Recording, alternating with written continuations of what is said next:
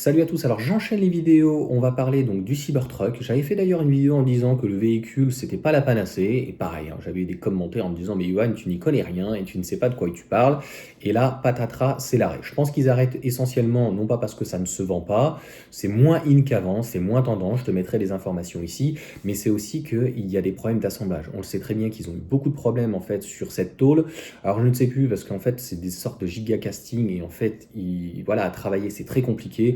Je ne sais plus quelle société, donc je crois que c'est en Europe. Si quelqu'un veut le remettre, il n'y a pas de problème, ils pourront remettre, parce que dans l'article, je crois qu'ils n'en reparlent pas. Mais c'est l'essentiel du problème. Parce qu'aujourd'hui, Tesla gère le châssis, gère ses moteurs, gère, on va dire, à la fois le comportement routier et la consommation du véhicule, gère ses batteries. Donc au final, c'est vrai qu'on est sur une batterie de 123 kWh, donc normalement du NMC.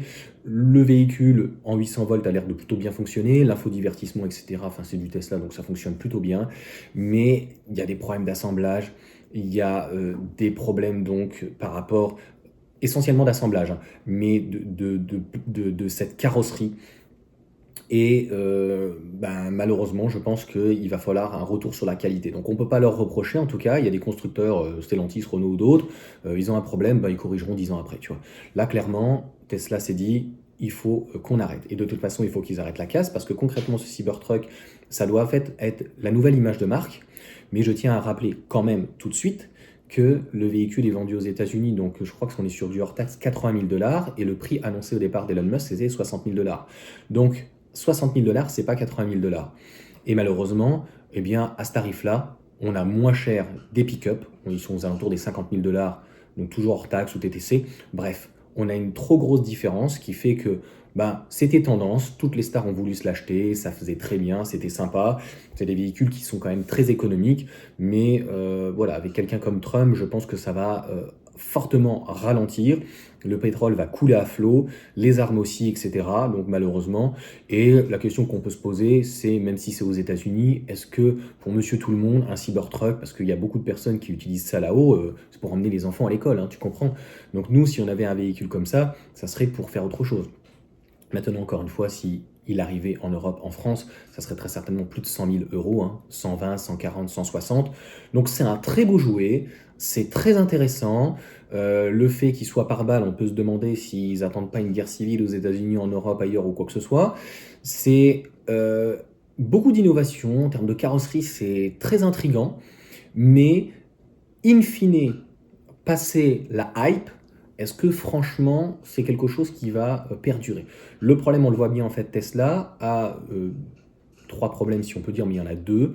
Modèle S, modèle X, puisqu'en fait ils sont faits sur la même base, et Cybertruck qui sont malheureusement pas rentables. Enfin, je l'ai dit.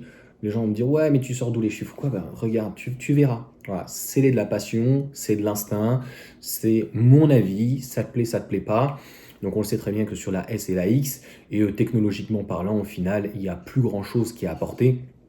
Donc moi, je dis juste que pour Tesla, dans la partie voiture, je ne parle pas des batteries, je ne parle pas de leur toit, je ne parle pas des superchargeurs et tout qui sont super. Je parle uniquement de la partie voiture.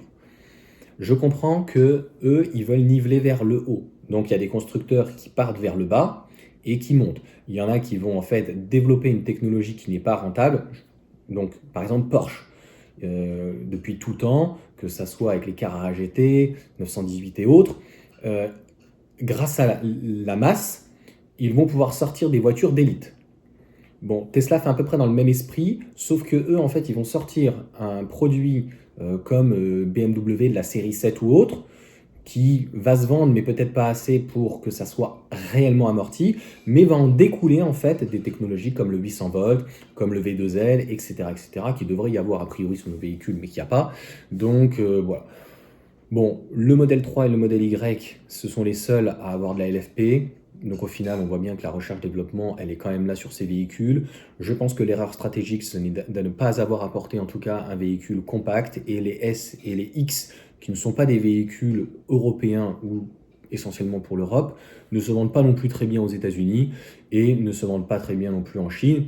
Et d'ailleurs, voilà, il y en avait un qui avait fait une vidéo aux États-Unis, on est à 60 000, 64 000 euros hors taxe, attention, mais on est beaucoup moins cher donc sur une Model S aux États-Unis qu'en France, mais ça ne se vend pas, hein. Donc concrètement, les gens préfèrent prendre une petite Ford Mustang ou autre.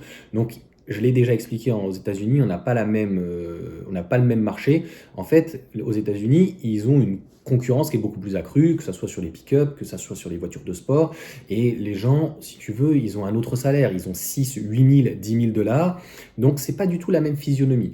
En Europe, ça peut s'adresser à quelques personnes, mais est-ce que ça va permettre de rentabiliser les coûts? Non.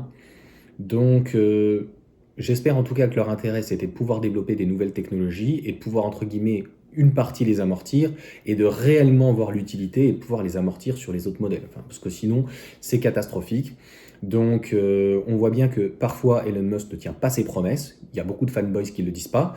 Le Cybertruck, trop cher au niveau du prix. Il devait y avoir une compacte à 25 000 dollars. Après, ça a été 30 000 dollars ou quoi. Elle n'arrive jamais. Et la promesse du Cybercab, bon, faudrait modérer un petit peu ses propos. La Juniper a pris quand même énormément de retard, donc le modèle Y, donc le restyling. Le modèle 3 aussi, il devait y avoir une caméra à l'avant pour le modèle 3 Highland, elle n'y est pas, c'est vraiment extrêmement regrettable, l'ardoise y est, la sortie y est, mais la caméra n'y est pas. Donc en fait, Tesla dans la voiture, on voit bien que Elon Musk veut essayer dans toutes les sociétés qu'il a se mêler un petit peu de tout. Est-ce qu'il le fait bien? En totalité bien? Non, malheureusement. Donc il n'y a pas une question d'être fanboys. À un moment donné, donc ce qui manque, on espère qu'ils vont le corriger sur le modèle Y. Les batteries sont bonnes, les charges sont bonnes, les superchargeurs sont bons, le wall connector, le Powerwall 2 sont plutôt bons, leurs conteneurs de stockage sont plutôt bons, mais à mon sens, on ne demande pas une citadine, mais une compacte, même grande de 4,50 m, ça aurait été très intéressant.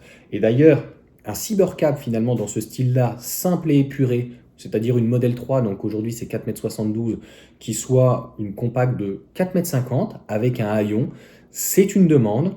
C'est une demande européenne qui pourrait se vendre extrêmement bien, mais Tesla encore une fois se refuse. C'est pas compliqué de prendre un châssis, de le raccourcir, de prendre une batterie, de la raccourcir, de mettre la même chose à l'intérieur, les mêmes sièges, les mêmes volants, les mêmes feux, mais il est ailleurs. Il est ailleurs, donc en fait on peut pas être au four au moulin, on peut pas faire des voitures, on peut pas faire du spatial, et puis on peut pas aussi se mettre en politique et en plus essayer de gérer et de diriger un réseau social. Ça fait quand même peut-être beaucoup pour un homme. À quel moment il dort, ce monsieur? Bon bref, ciao à tous.